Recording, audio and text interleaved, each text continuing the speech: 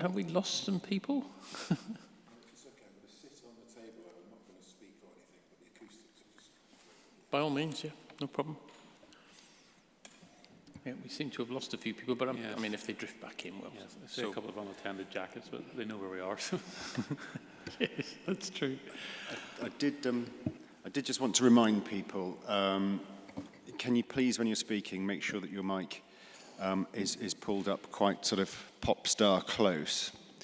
There has been sort of trouble in some quarters with the acoustics, so if we could all be vigilant, I'd be grateful. Thanks.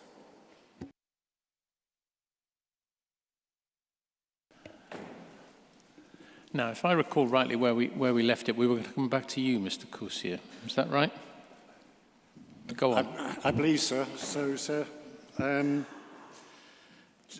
good news, sir, hopefully, for you. Over lunchtime, the Council and I have had a discussion about the figures, and I think the basis of the figures I gave you are agreed, the mathematics. Obviously, the assumptions you draw from those are not agreed. So... Sorry, my apologies. I didn't catch that, Mr. Coursier. So the mathematics are agreed.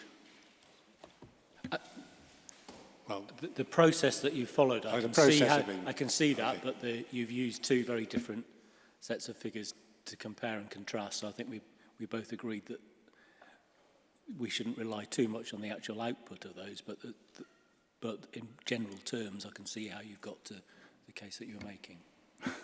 I don't know if that's helpful to you, sir, but basically the maths agreed, so you can actually take the figures. What you draw from those is a matter for you. But I think we both agree, sir, that there is a change in the sectoral composition between the projections, which affects,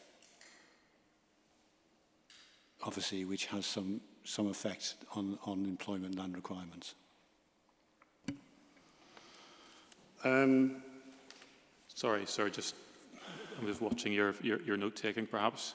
It'd be useful if you could just have confirmation of our position after that, because I'm not sure it's been entirely reflecting what Mr. Coursier said. I think the more general point we made before the break, which is the OE model, as outputs are generated, there are changes in that sectoral split, and we've assessed those splits and compared them broadly to where we are on demand, and we are satisfied that they relate adequately. Yeah, I took it that you were just saying simply that you understood how Mr. Coursier had done the mathematics, not that you agreed with the outcome. Yes, sir. So can I go to a more substantive point now? Employment density, that seems to lie at the absolute heart of what you're doing. Looking at when you're trying to change whatever employment growth figure you have into employment land requirements. So what the Council is basically asking you to do is continue relying on the 2010 figures. So ignore everything that's happened since then, all the employment trends. Ignore the fact, sir, that their own document, and I take you back to 3.8.4, which tells you that nearly 20% of residents in North Yorkshire actually work from home already, pre-COVID. Pre-COVID, I must stress, pre-COVID. You must ignore the fact that virtually every expert, every informed opinion you have read in the past 3 years, or 2.5 years since COVID started, has said that hybrid working is here to stay. And so I believe that City of York Council works in a hybrid way. I wouldn't be too surprised if the planning inspectorate don't at the present moment. There's no expectation by any employment expert that we will move back to to an era where everybody works in offices 5 days a week. And that is bound to have an effect on office demand. Reading the press, sir, I believe that major employers in York have accepted. I think it's Aviva, sir, one of the biggest employers, have closed one of their offices with the expectation that their staff will work from home. So I would also draw your attention to the comments made by the Council in 3.8.5. If you want to look at the significance of it, more recent modelling, it says home working practices have implications for the design and density of workspaces, with businesses accommodating a greater number of workers in their premises. More recent modelling has suggested a 30% increase in home working by 2030. This is the Council's own statement, sir. Would cancel out all of the increased demand for office space from jobs growth across the Leeds City region. Then we have the odd comment, these trends were not sufficient at this stage to radically alter the plan approach and plan for less office floor space. So I think that's a non sequitur. Underscore the need for flexibility in the supply as provided for in the plan. So where is the flexibility in the plan to cut back on office floor space? There is none. There's no phasing. You've been asked to allocate greenbelt sites for employment which can go ahead on day one. So the whole of the evidence is that the employment densities on which this plan is based, and which are absolutely crucial to working out, translate jobs growth to employment floor space, are out of date. So we had the very odd comment from the Council, just this full-time, part-time split, and I don't want to labour it. The implications seem to be the only part-time jobs in York are in the hospitality industry. It's totally untrue, sir. No basis for that comment. A substantial number of that are in office-type uses, as they are all over the country. Well, of course, there is this also. There is the implication, well, there's not, there is an assumption in the whole of the plan, in the whole of how this has worked out, that every new job needs new office floor space. So that isn't the way, that isn't reality. When the planning inspectorate take on more staff in Bristol, they don't actually go and get a new office. They try and fit them into the existing office until they can't fit them in. So there is obviously thresholds, but the idea that you have to provide a new space for a new employee is not true. And that goes back to obviously the office occupancy levels I gave you earlier. So we say, you continue to say, that the assumptions underlying the Employment Land Review are flawed and out of date and don't provide you with a proper evidence base to move forward. So just picking up on, sorry, Mr. Linus was, just pick up Mr. Linus's point about COVID. Yes, obviously COVID has to work itself through. We don't know the full implications of what, but the change in the way employers use, or employers and employees use office work space has substantially changed, and there's absolutely no we know that, sir. Every study has shown, has confirmed that fact. So the Council should not be continuing to rely on this 2010 employment density figure. Thank you.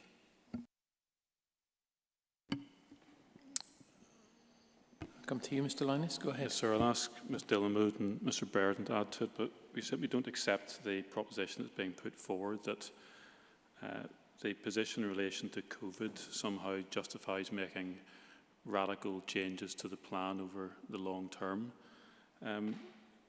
Mr Coursier accepts that COVID is working itself through, and in those circumstances, we just do not accept it's justified to move away in a substantial form from the way in which employment is dealt with in the plan. Obviously, it may become clearer in due course what the long-term implications of COVID are, but Mr. Coursier, we said reading far, far too much into the situation as far as the long-term implications for the plan are concerned. We don't think there is sufficient evidence at this stage to take matters as far as he is suggesting they need to be taken in the plan. Thank you. I'd agree. We do, in our statement, acknowledge some of the studies that have indicated that there are changes in home working, etc. But again, these are short-term impacts. With a plan of the duration that we have, we don't think it's appropriate to take into account those short-term impacts until those longer-term trends become clearer. Going back to the point we made earlier about our monitoring framework in section 15 of the plan, and maintaining the position in the short term. Sorry, do forgive me. Yeah.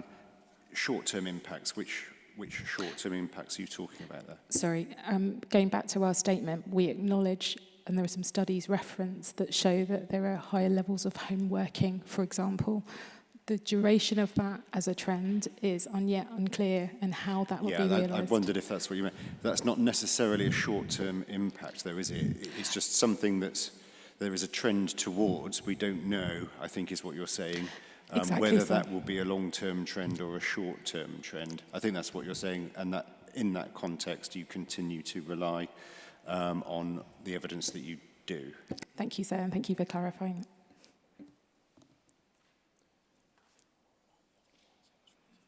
I don't think so.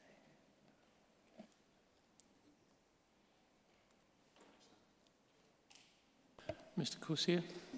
Just come back very quickly, sir. 385 of the Council statement is talking about a study to 2030. That's not a short-term trend, sir. That's a substantial part of the plan period. Yes, so if you read on the rest of the paragraph, it's identifying that we don't regard that on its own as sufficient to actually establish what you do in the long term. We recognise that study exists, but as far as the Council position is concerned, we treat this as a short-term impact, but it's not clear what the long-term implications are going to be, hence the final sentence. So there's no non sequitur in the paragraph whatsoever. So if I could finish my point. The study, whatever the Council's views may be, sir, the study assumes that this 30% increase will take place by 2030. And that's, I'm just trying to find the author of the study. It doesn't actually tell us that, does it? I can help there because I was the author. Sorry. And I should probably just clarify that that was a sensitivity test. It wasn't the central scenario. And I'd say it was that's the most extreme scenario that we considered in the sensitivity test. And the other thing that we looked at was not just home working, but the changing way that businesses are using office space, less as workspace, more as collaboration space, which actually means you require more space per employee. And the report concluded that those two, it's unclear exactly how one will offset the other, which is why we did it as a sensitivity analysis. And that just presents just one extreme end of that sensitivity analysis. But there's different trends happening that are pulling it in different directions. So I wouldn't rely too much on what that says. So I'm not relying on the fact that there will be no demand for a B1 office floor space in the planned period. What it is showing, sir, is that there's a general acceptance that home working will actually take place over a long period. I haven't seen any report by an expert coming out saying that this is a short-term trend. In fact, I was looking at some home office, I actually have it. I didn't think I'd have to argue the point. The Home Office has published some information on this point. And is that about whether their staff are working from home or not? Quite a few of them, but it isn't it.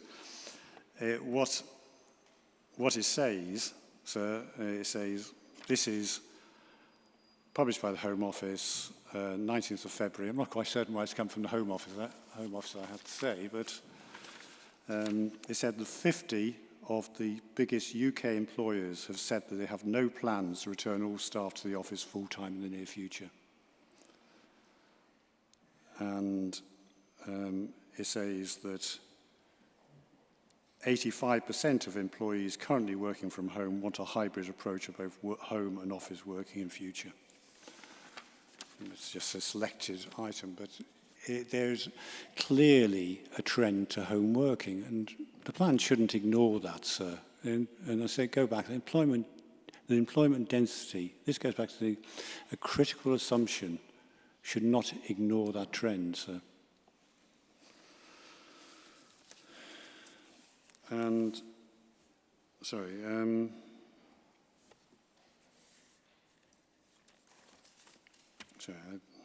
I think that's... Oh, sorry, the last point, sir, I wanted to make clear is, of course, the point which the Council pick up in 3.8.4. What was happening before COVID? So put COVID to one side. We know that 90% of people working from home, 90% of residents work from home before the COVID-19 pandemic. So there should be allowance of that in the Council's calculation. That implies something like 20% of the requirement will be taken up, pre-COVID, will be taken up by people working from home. Totally ignored by the Council. Thank you, sir.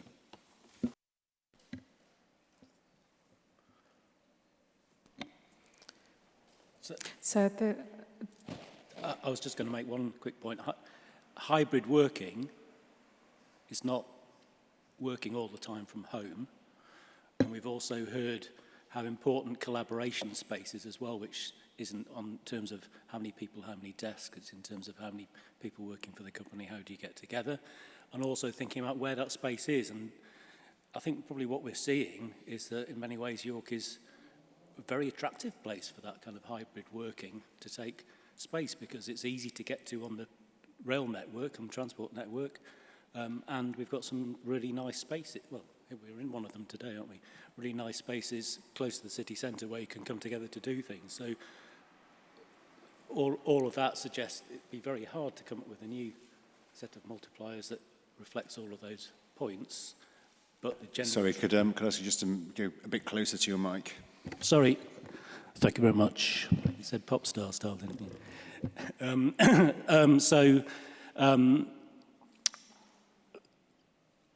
So just to reiterate, hybrid working is hybrid working, and you still have to allow some space in the office. Collaboration is a real strong trend, and that is partly about just where you are, but there are different locations in the UK that have different attractiveness for collaboration, which are to do with where is space available, how accessible are you on the transport network, and York is good for that as well. So I think I'd be surprised if the overall trend here is in people vacating office space in York. As we've heard already a number of times, there is actually strong demand for office space in York, and you could argue that the fact that the Guildhall is full the day it opens is precisely because we're providing that kind of collaborative hybrid office space, which is what the market is wanting at the moment. in short, sir, the long-term trends, including the scale of home or hybrid working, are yet unclear.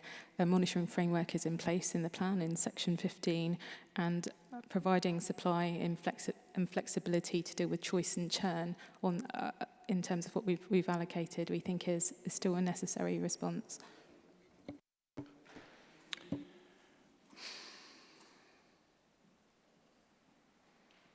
I'm going to suggest we move on. Can I just come back? Oh, sorry. I had a further question. I'm trying to formulate it. Help me. Mr. Kusi, did you want to speak again? Yes, sir. I just wanted a very quick come back to about this point of hybrid working. The way offices use hybrid working is through hot desking, sir. You don't actually, if you work in a hybrid way, you don't normally have your own desk which you go to on a daily basis, it reduces substantially the amount of office floor space required. So the idea is that if you were an employer and you have,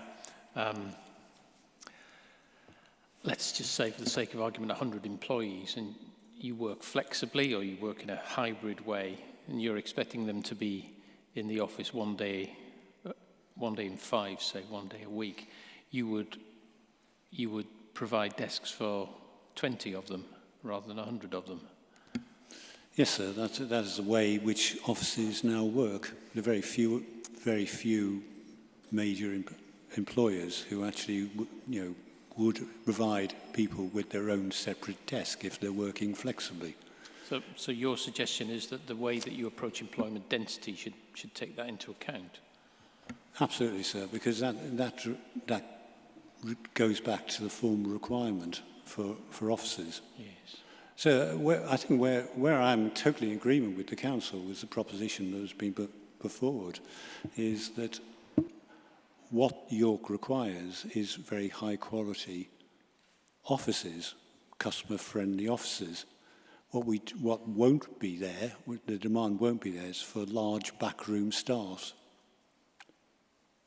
And that's traditionally have been a lot of the demand, and that's why, sir, these large backroom offices are falling out of use and going to other uses. Places like the Guildhall will always be full, sir. I'm sure York Central will be very successful because it will provide a very good location for that sort of high quality client. It gives a prestige environment which office users want now. But you won't find it full of office, people with desks in 100 people sitting in a large office doing repetitive tasks, because that will be done from home from now on. And that is what all the studies suggest. Does it matter at all, the proportion of people that are home working? And I ask because this plan sets out as a target, I think we can agree on that word, a target for 650 new jobs per annum. It doesn't say, I don't suggest for one moment that it should, which particular businesses it's looking to support. It's just 650 new jobs. Now, if 50% of people were home working in every business across the city, wouldn't that just mean that if you were providing that space, that you would simply be supporting more businesses in the space that you are providing?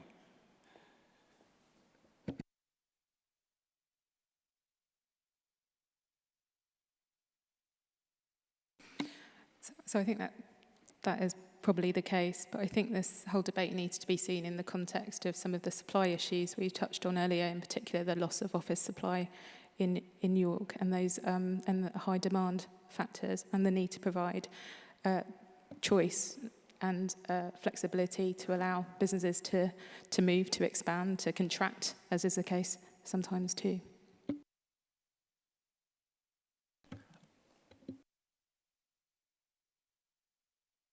So I'm slightly unclear about the point you're making. Yes, if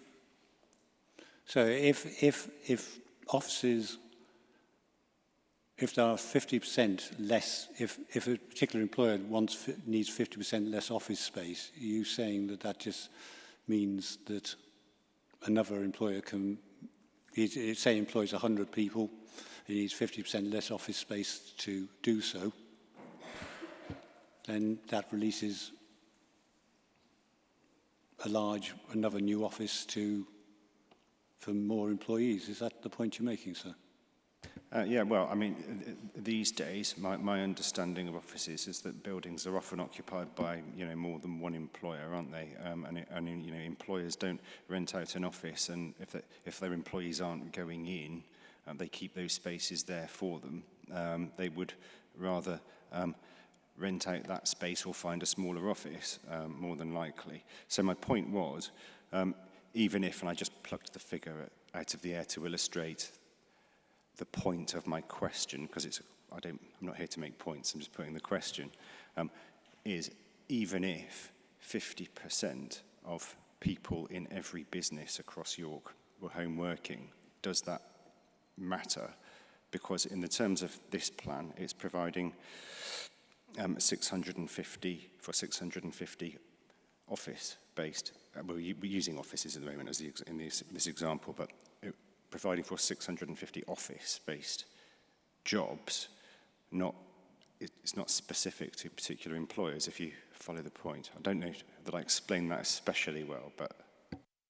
I think I understand your point, sir, but where you're coming from, is clearly what we're trying to do here is translate the 650 job requirement to an employment land quantum.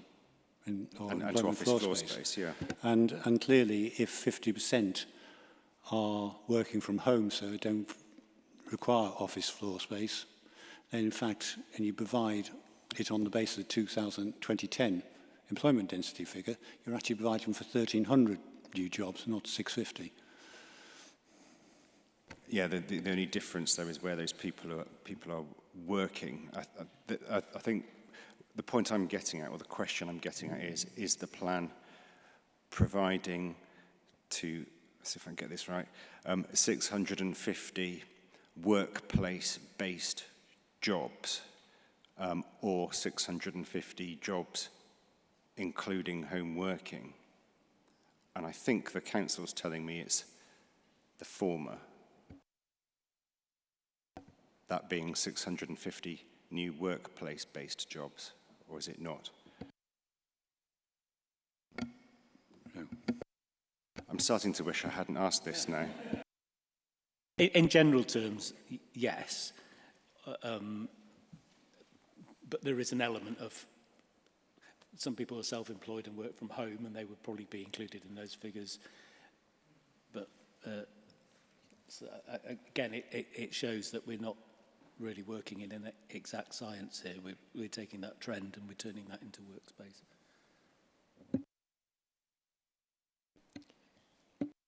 So I think with the hybrid working, so it's the jobs growth that is projecting forward the floor space required, but that we don't know the practices of these individual businesses, whether it will be everyone in all of the time, and I think that's the point, the more general point we made in our statement. I think it gets back to the gravamen of your question, sir, which is that even if one makes a variety of assumptions about the number of people working from home, it doesn't necessarily mean it's going to affect the floor space you provide. That even if one contemplates the notion of fewer employees coming in or being less space in the building being used, it just emphasises the degree of flexibility and churn in the market will be available for someone else to come in to take a smaller space. And we don't think that trend necessarily requires a change in the floor space assumptions that have been made in the plan.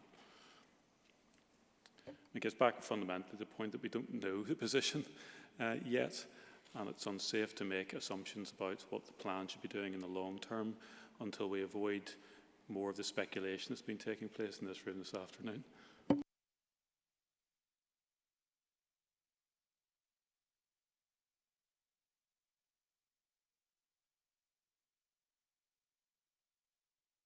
Might I ask a question? You make the point that it's perhaps unsafe to make assumptions at this point. Will there come a point in the plan period where those assumptions become more concrete?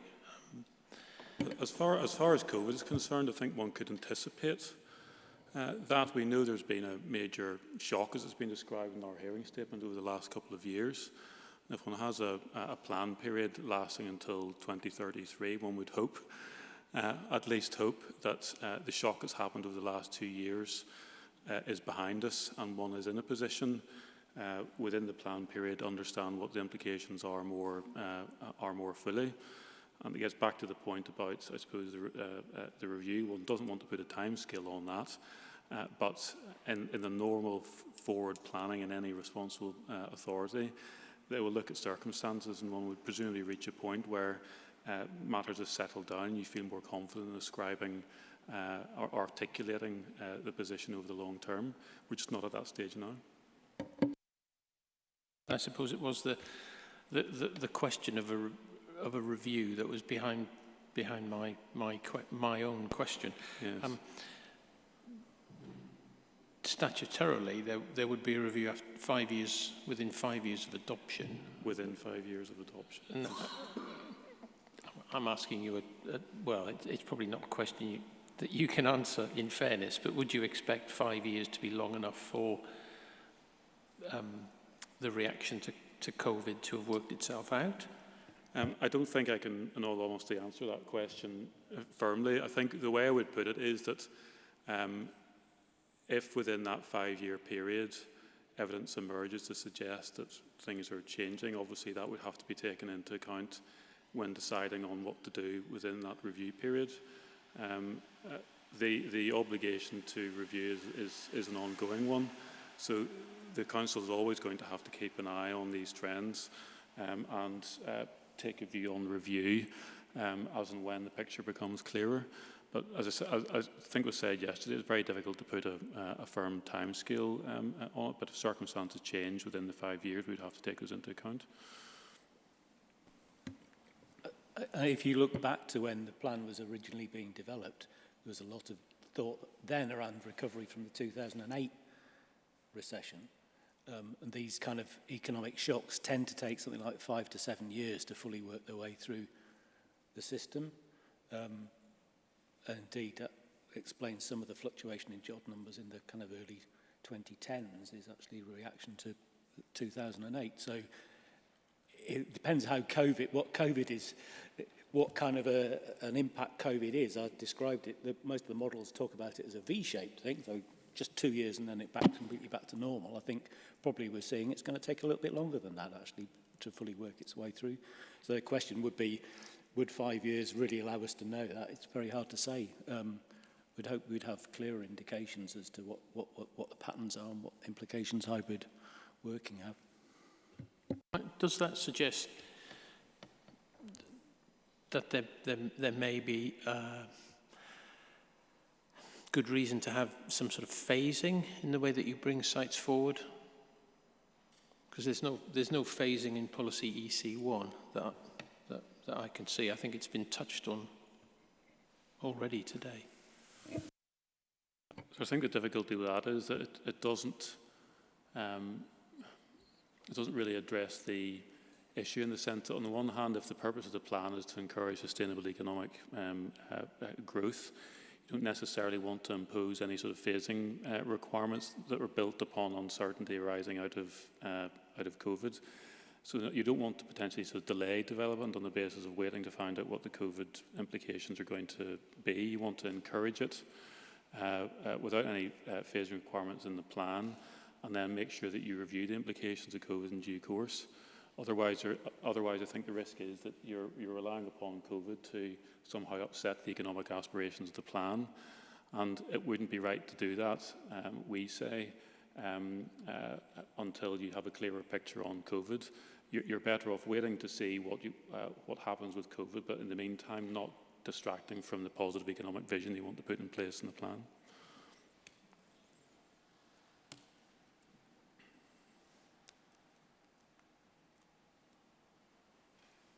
Mr. Corsier. So can I just come back on a couple of those points? Whether this is a workplace-based figure, 650, or whether it's a total jobs figure. So the whole basis of this plan is it is a total jobs. It is based upon an employment, it is only based upon an employment projection. That's its only basis. Contrary to PPG, that is its only basis. It isn't, we should provide, there's no basis, there's absolutely no evidence in front of you that it is, we should find jobs, 650 workplaces. I can't think of the word spaces, sorry. There's nothing in the plan which indicates that, sir, and I'm quite floored that the council should suggest that to you. As for COVID, I think we need to distinguish here between the economic recovery from COVID and the change in working practices. And the council are confusing that. I think they're wrong on both points, but in terms of economic recovery, all I'd ask you, sir, to go and have a look at the OBR March report, and you'll see two lines. There's a very good graph in there which makes absolutely clear what were the expectations for the national economy pre-COVID and what for growth, and what were the expectations for growth post-COVID. And that basically the post-COVID growth trajectory is significantly lower. But of course, since COVID, I don't want to go through all the evidence I gave earlier, but since COVID, we've had a further economic shock, in terms of possibly stagflation and in terms of the fallout from the Ukraine war. And so that's all dealt with in the Bank of England report. And I would really urge you to have a look at that in terms of what it says about growth, which is it's not expecting any growth nationally before 2025 from this point onwards, which means, in fact, the economies won't have grown really since 2019, because we're just about recovered to the pre-COVID levels now. And that unemployment is going to increase to 5.5%. That is not consistent in any way with the employment growth figures given by the council. Again, they've not made any reason to suggest that York is going to differ substantially from the national position in terms of employment growth. So that's dealing with the economic situation. So in terms of in terms of working practices, every study says that hybrid working and working from home are going to be long-term features of the economy. I think York is the only people I've ever heard of saying that it's only a short-term trend. It seems to have endured quite a long time within York Council. So we just say it is a matter which you should take into account when looking at the employment density figures, which are critical in how you translate the 650 figure. Thank you, sir.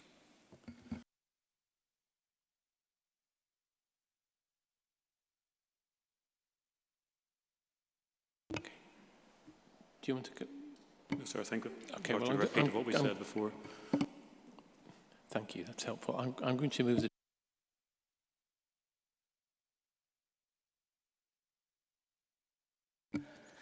Thank you.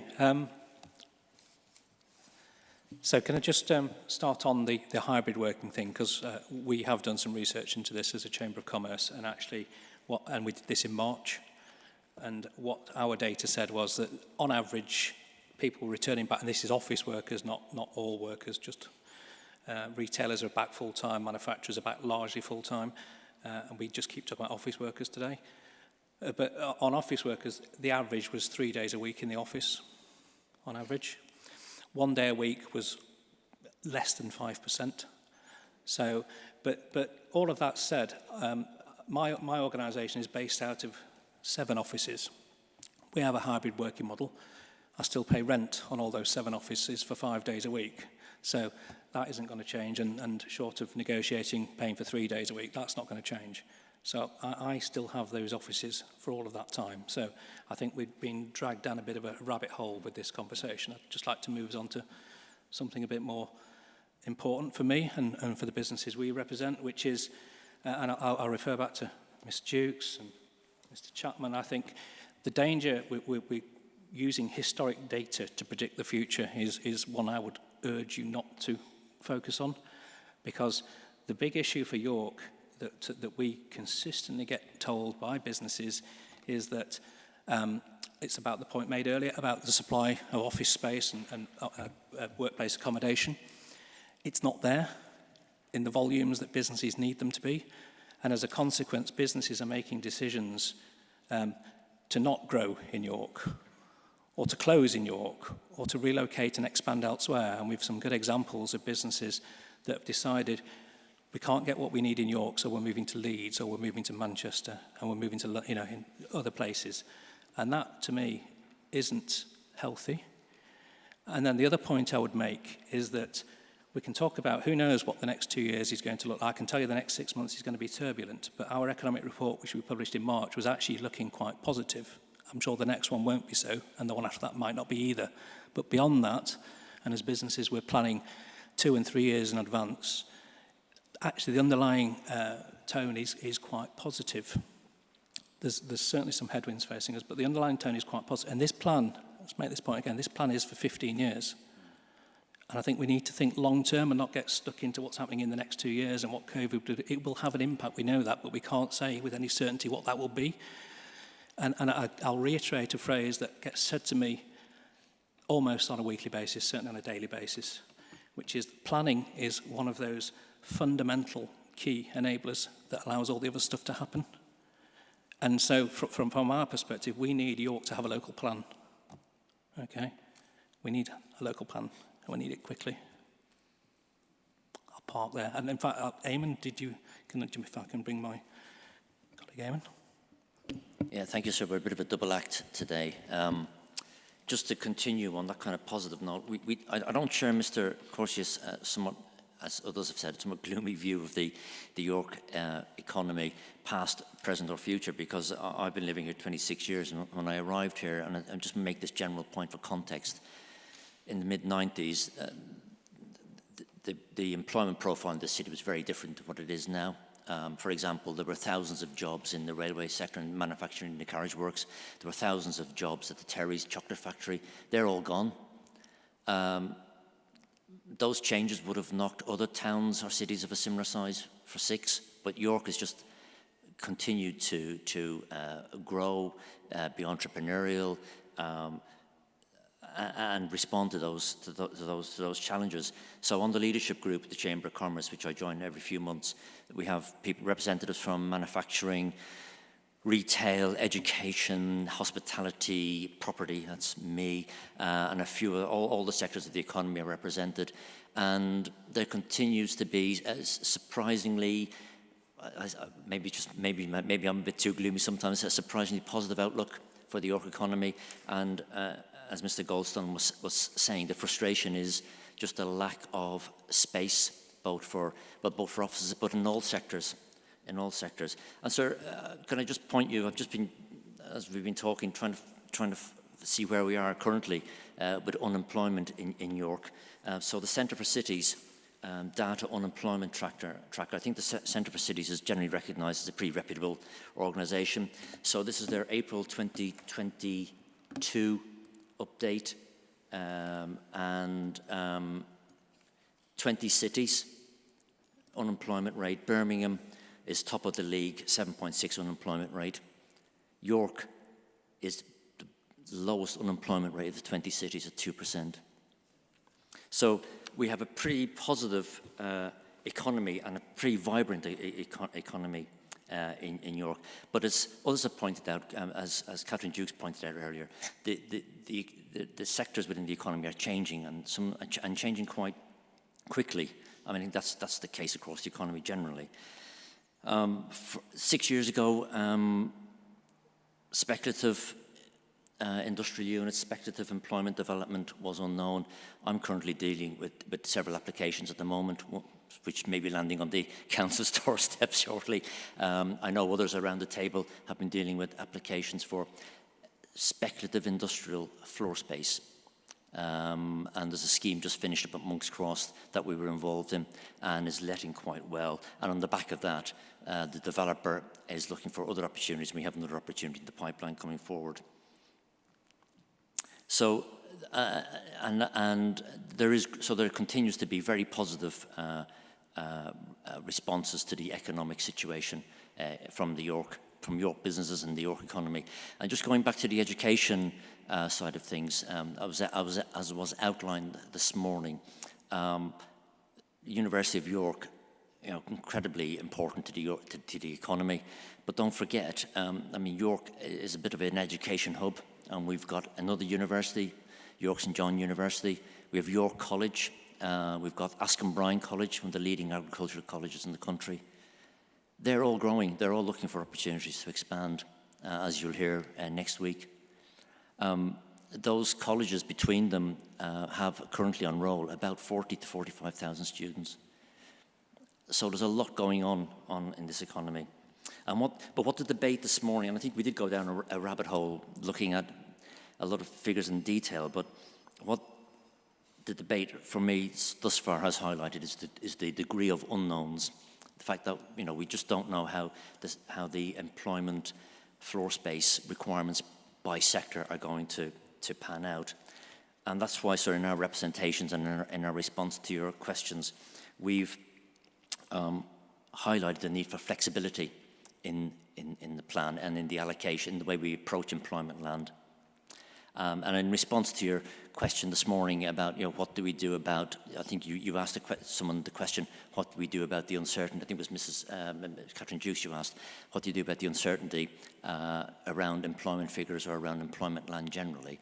And we'd fully endorse her response, which we've outlined in our response, which is that there needs to be, firstly, more allocations, and secondly, particularly given where we are with this plan and the position on Greenbelt, which we'll obviously go into next week, given that we are defining the boundaries for the first time, this is clearly the opportune time to introduce the flexibility into the plan for employment and for other uses, but we're talking about employment today, by identifying safeguarded land. And as you've been made aware, sir, previously, that is what other versions, previous versions of the plan before 2018 did. They allocated safeguarded land, which builds in that flexibility so that the economy can, and the local employment scene can respond to changes in the economy, both from within each sector. I mean, for example, again, to go back to what Catherine Dukes was saying earlier, what our clients are coming to me for, and what you'll see developing around the city, is a demand for smaller, medium-sized B8 distribution centres because of the move towards online retailers. You may have the mega centres down at Doncaster and further down around Nottingham, the big warehouses, the big Google or Amazon warehouses, etc. But what they need and what local logistics companies need are smaller depots from which to distribute the goods that come in from the larger centres, and also to distribute goods out because of the increase in online retail. And that's just one example of a sectoral change that has occurred in the economy over the past few years. I mean, that's just not here. I think that's nationally that type of change has occurred. I think, sir, I've covered all of the points I wanted to make, but just to reiterate, I think, just one point to go back to. It is in response to the questions 3.2 to 3.4. I think you're asking what is the relationship between the land allocated and the employment floor space figures. And so that's something that we've highlighted in our response to this matter. We can't figure out how the land allocations in EC1 relate to the floor space figures we've got in table 4.1. And just to give you some examples, so I'm being careful here because clearly we're not representing any particular business. We're making general points on behalf of the Chamber of Commerce body. But just to highlight, in policy EC1, I mean, clearly the university allocation land is essentially, it's allocated, it's held by or for the university.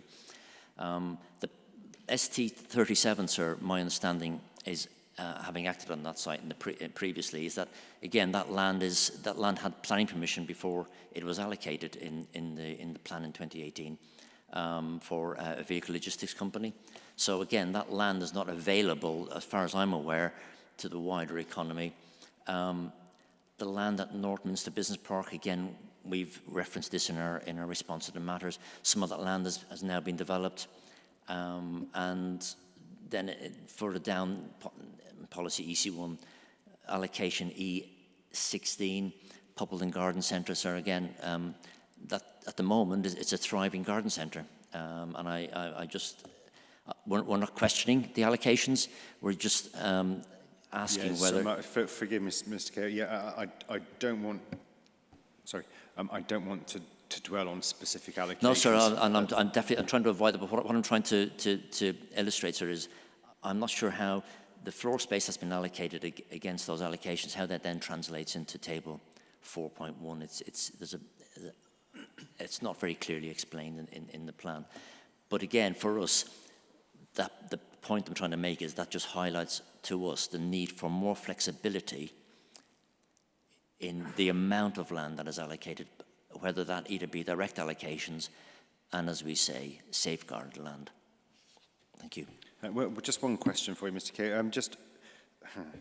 Yeah, you're suggesting quite clearly that you think that more land needs to be allocated, including, you say, safeguarded land. In so asking, have you considered what that would mean for this examination in terms of delay?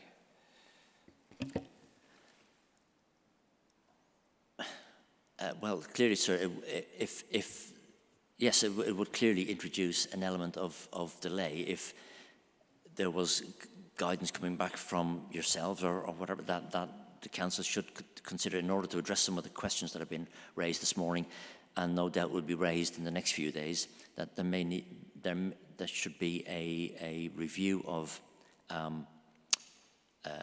land allocations or a review of the land that's been made available for development within the plan period, and also, more importantly, given the stage, given where we're at with the green belt issue, defining boundaries for the first time, and given the guidance within the NPPBF, this is the opportunity to identify safeguarded land and to put that flexibility into the plan, not just into the plan for beyond the plan period. This is the opportunity to do it now. As I've said, sir, that the council had previously had gone through that exercise in 2013 when the draft plan at that stage did include several sites allocated as safeguarded land.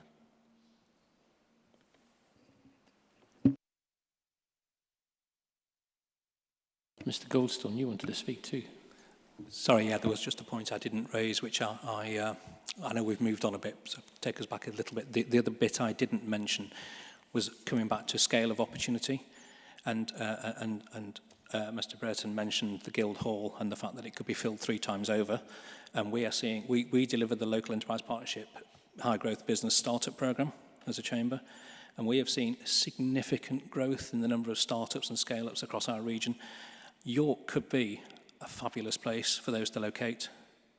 And they are the sorts of businesses that would sit quite nicely in the city centre. They could operate out of the upper stories of buildings. Sorry, we're getting into sites, but I'll leave that one for brainier people than me to deal with. But there is a massive opportunity. We need to grasp it. And I've got a final comment on economists' forecasts, if I may. Forgive me, but I can always spot a good economist because they predicted 9 of the last 2 recessions. So I always take them with a bit of a pinch of salt. So, thank you. Mr. Linus. Thank you, sir. I'll ask Ms. Dillamood for any further comments, but I think the message that's coming across from the other side of the room is that it underscores the need to actually get the plan adopted. The Council is very keen to achieve that and to avoid any further delay, and for the reasons we've given, we think that the approach to assessing employment needs is adequate, and that fundamentally what we're doing is seeking to unlock new development land within the city to meet needs, including office space and industrial space, and that's reflected in the allocations that we're proposing. Bear in mind as well that reference has been made to table 4.1. I'll ask Ms. Dillamood to explain the relationship between that and the allocations. But as we've mentioned before, that table didn't identify any floor space need for B2, but we've decided to allocate land for B2, recognising the points that are being raised on the other side of the room. So we do recognise the need for positive a positive approach to economic growth. And the way to achieve that is to get the plan adopted on the basis of fairly substantial allocations of new land. Thank you.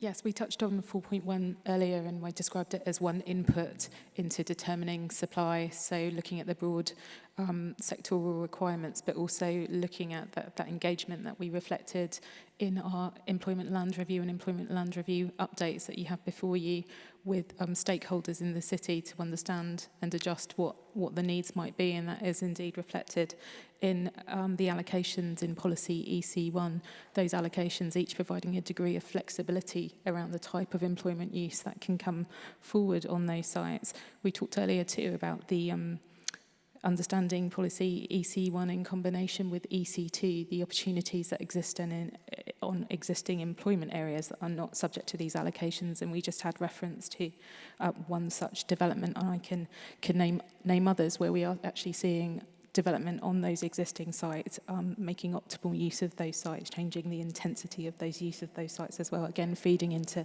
the flexibility in supply. Yeah, an absolutely key point, probably outside of this room really, but in terms of economic strategy for York, is about how you make better use of the sites. So Mr. Keogh talked about how much the economy has changed in the last 20, 25 years. There are a whole load of employment sites around the edge of York which were actually developed before that, and which are feeling tired but are there as employment land. How we make sure that those sites remain attractive, how we can make them more attractive, and how we can use those as places that support economic growth in the city, quite outside of allocating extra land for additional sites, is a really important consideration for York. And the sites at Monk's Cross that Mr. Keogh talked about is exactly that. It's a change of use from essentially from a retail space into light industrial, and that's really helpful change to adapt to what the economy needs. The potential to use upstairs space in the city centre, which is, of course, existing employment land, isn't it? But how do we make better use of what was once storage space for shops in the city centre, where that model's changed? These are all the things that we need to consider, which are outside of any consideration of additional floor space in the city, but actually speak really loudly to policy EC2 around protecting what we've already got, making better use of the assets that we have as York. We have a finite amount of land, full stop, and we must make the best use of it.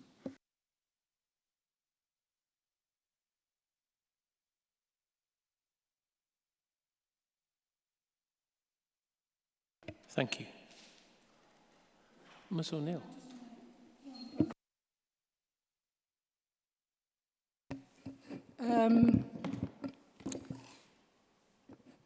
Nobody wants the local plan more than the university wants the local plan to be approved. I sat here in December 2019. There was no statement of common ground with the council. We were anticipating that things would have moved on, and we had a wide measure of agreement. Today's been massively frustrating for me. We're adjourning again on another occasion to try and get a statement of common ground and to try and make progress with the council. I'm just asking the inspectors that this position won't be forgotten, and if it doesn't turn out and we don't make progress, that we can come back and make our full case.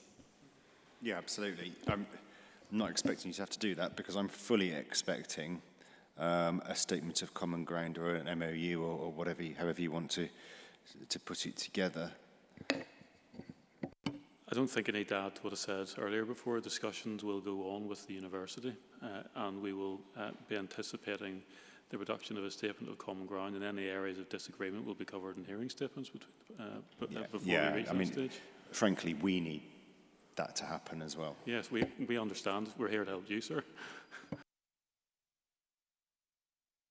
Mr. Keogh? Yes, just to come back on the point that Mr. Brereton was making. Yes, we're positive, and there's a degree of I think agreement, understanding about the fact that the economy is growing. There is space for the economy to grow and land. We just feel, listening to our members, that there's not enough land for the economy to grow, particularly over the period of the plan. As I pointed out, within policy EC1, several of the sites are already committed or are being quickly used up. So I don't see, and this is where I'm sitting here thinking, and just a point of clarification maybe from the councillor herself, sir, I understand the policy EC1, those land allocations are actually to last until 2038, not for the plan period. The floor space is for the plan period, table 4.1, but my understanding that the allocations in EC1 are expected to last up to 2038, and I just don't see that happening. And that's why we're saying there needs to be safeguarded land identified within the plan to account for the uncertainty. For example, you heard from the university and the work they're doing, major research initiatives into fusion power, into the bioeconomy. Any of those type of initiatives, national initiatives, could attract major inward investment and major employers requiring significant floor space or sites. And I just wonder where that land is at the moment. The sites are identified, the strategic sites, as I said, a few of them are already committed or are being used up. And then on the second part of policy EC1, we have a sort of a disparate mix of quite scattered and small sites, which I don't see meeting the full needs, which the Chamber doesn't believe is suitable for meeting the full needs of the economy going forward.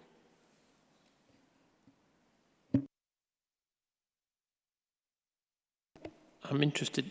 Well, I want to move the conversation on.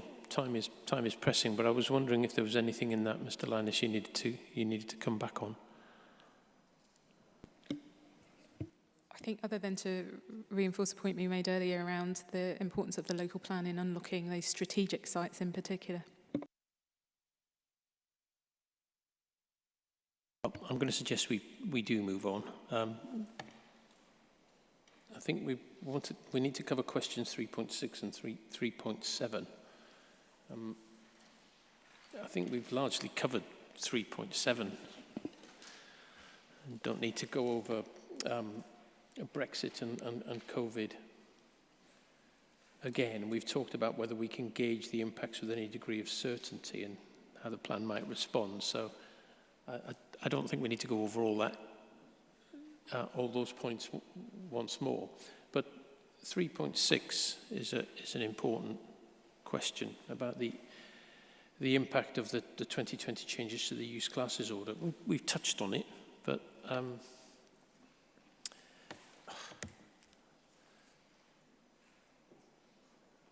keen to see whether those changes have any impact on the way the council has assessed jobs and land. So, as we spoke about earlier, an element of flexibility has already been built into that supply in the context of the PD rights that existed at the time we were creating the initial evidence that was included with the submission of the local plan. Again, this is an area where we have to look at trend data and where it's taking us, but I would point to the fact, again, that in EC1 policy allocations, we've offered a considerable range of flexibility on the type of employment uses that might come forward on those sites. We've not been prescriptive in that regard to provide the type of flexibility we've been hearing about as important today.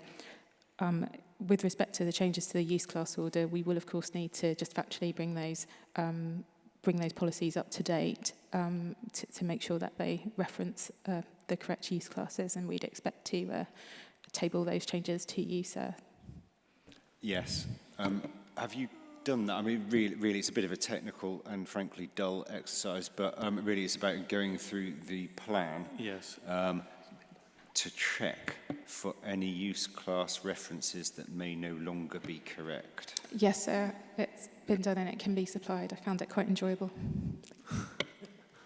I won't agree with that. I won't agree with that. I mean, I think that the broad point is that, I think as we said in the hearing statement, it's too early to model the impacts of this change, and it raises some questions about monitoring, which will have to be taken into account in due course. But as we've said, the need for flexibility and supply has been built in within the calculations as well as the allocations themselves. And it's too early at this stage to factor in this into something that's going to fundamentally change the figures. So the short answer to the question is an updated assessment hasn't been carried out. It's too early to do so, but that doesn't mean we can't reflect the changes to the Youth Classes Order in the drafting of the policies.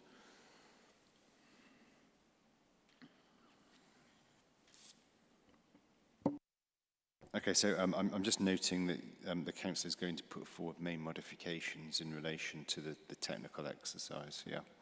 And just to remind you of the need to keep a running list as well, yeah.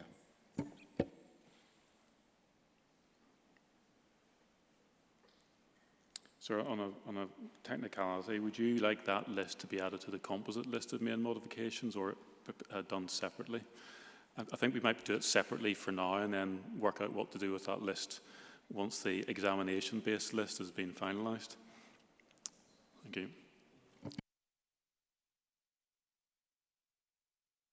Does anyone else have any points they want to raise on this particular matter?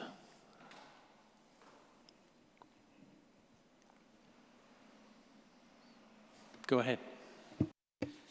Just a brief point, really, which is that the grouping office, what was B1A, into Class E, obviously just makes it a lot easier to convert office space to other uses, which has been York's major challenge over the past 10 years. So, you know, that does need to be considered. I appreciate the Council have set out a number of different mechanisms that they're exploring for how they can limit that. I'm not a planner, so I don't really understand, you know, how effective they'll be. But I do think, and I'll just reiterate the point that I made earlier, that all of the analysis of the change of supply is as of up to 2021, and that's based on the Council's updated assessment in Table 1. There could well be outstanding outstanding intentions to convert even more office space, which just haven't been implemented yet. And I don't know whether that's all factored into this or not, but there could well be. You could be looking at another few thousand square metres of office space that hasn't been factored in.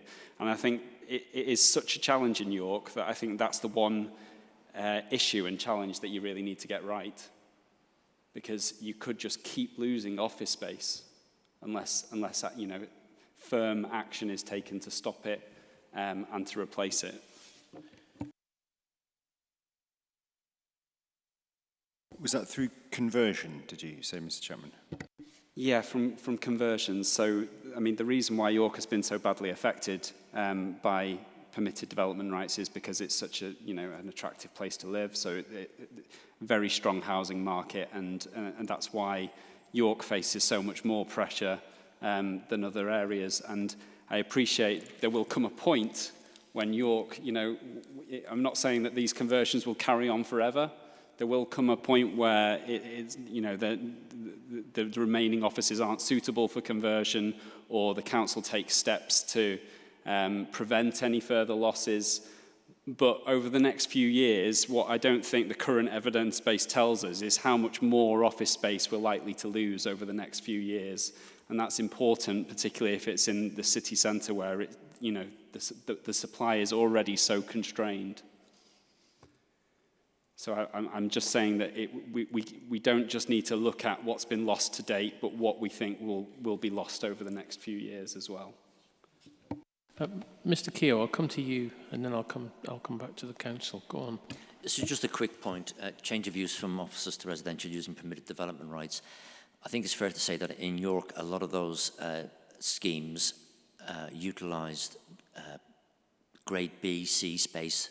That frankly, we were involved in one scheme that the building had been on the market for, had been vacant for 6-7 years. In other words, what you got were some office space being converted that simply didn't have a future as office space, and it's worth bearing that in mind. And I think we may be reaching the end of that first big push of the use of permitted development rights for office to residential, but it's just worth bearing that in mind, that not all of those schemes involved the loss of of usable office space, if I can put it that way.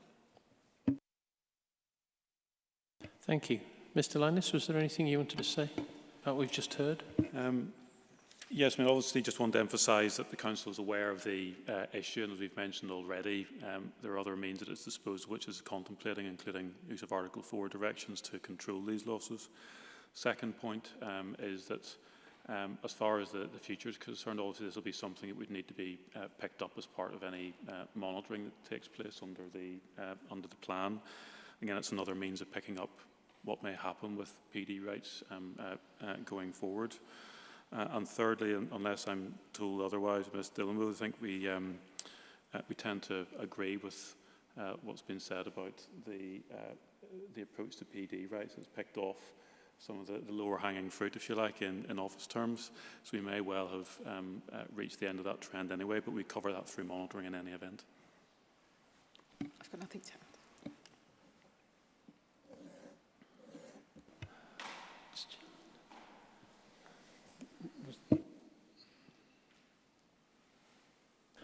Has anyone else got anything to add on question 3.6?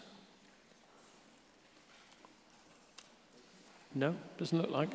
Is everyone happy that we've covered 3.7? I think from my point of view we have, but if there's anything else on Brexit, COVID, then you've heard enough. In which case, I think that's time to move on to the supply side. That's 3.8 to 3.10. Is it? This would be an opportune time to have a break, I think. I'm going to say we'll resume at 10 past, so 15 minutes. But we do have to be out of here, I think, by 5:15 at the latest. But I think we shouldn't be here by. No, that shouldn't cause us a problem, is what I'm trying to say. I don't think it will, sir, but we'll check in any event. But okay, good. Until 10 past then. Thanks, everyone. Thank you, sir.